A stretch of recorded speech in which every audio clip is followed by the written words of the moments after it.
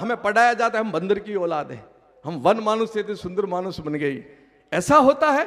आज दिन तक पढ़ाया जा रहा है, हम पढ़ रहे हैं, हमारे बच्चों को पढ़ा, ठीक है, होता होगा। मुझे प्रमाण सिद्ध करके दिखाइए। आपने मनुष्य में तो परिवर्तन बता दिया कि वो तो ऐसा जंगली था और फिर इतना सुंदर बन गया, इतने सुंदर माताएं बने, इतने सुंदर पुरुष बन गए। तो एक काम कीजिए, एक भैंस का उदाहरण मुझे बता दीजिए। पहले संसार में भैंस किस रूप में आई थी जो इस समय है? वहां ठन ठन गोपाला, कोई जवाब नहीं। ऊंट कैसा था? वहां कोई जवाब नहीं। और किसी में, कुत्ते में कोई परिवर्तन नहीं, बिल्ली में कोई परिवर्तन नहीं, केवल मनुष्य में बताते हैं ये सब षड्यंत्र है। हम बंदरों की औलाद नहीं, हम ऋषियों की औलाद है, हम संतों की औलाद है, हम सूरों की औलाद है, हम बंदरों की औलाद थोड़ी है। इसलिए इस भारत ने पूरे विश्व को ज्ञान दिया था। ये उत्तराधिकारी बनकर के पृथ्वी पर हम लोग आए हैं। इसी भारत ने पूरे विश्व को ज्ञान दिया था। अब हमारे बच्चे अमेरिका में पढ़ने जाते हैं, पहले पूरी दुनिया के बच्चे हमारे यहां पढ़ने आते थे, तक्षशिला नालंदा विश्वविद्यालय में। ये भारत था। क्यों खोज में निकले थे लोग? Vasco D gamma, Columbus, Bharat की सोने की खनक को सुनकर के यहां निकले थे। परंतु दुख और पीड़ा होती है। चक्रवर्ती राज करने वाले हम लोग थे। सनातन परंपरा में हम सबसे पहले आए।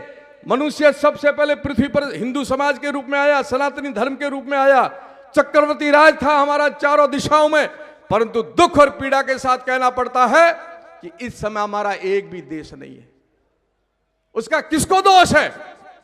दोष हमारे ऊपर है, हमारे ऊपर दोष है। जो हमारे बाद में आए, जिनको 1400 वर्ष हुए, जिनको 2025 वर्ष हुए, आप सब समझ रहे हो, 1400 वर्ष पहले संप्रदाय नहीं था जिसके 54 देश है दुनिया में। मुस्लिम समाज को 1400 वर्ष हुए, उनके 1400 साल से पहले कोई मुस्लिम समाज का व्यक्ति नहीं था, उसके 54 देश है। ईसाई समाज के 84 देश है, 2025 से पहले ईसाई नाम का कोई नहीं था। और आप तो सनातनी हो, सबसे पहले आए हो।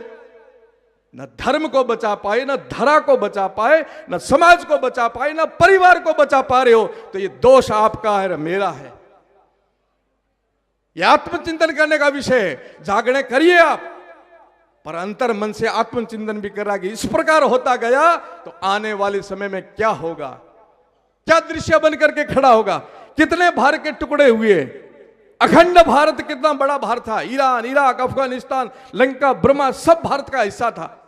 टूटते टूटते एक छोटा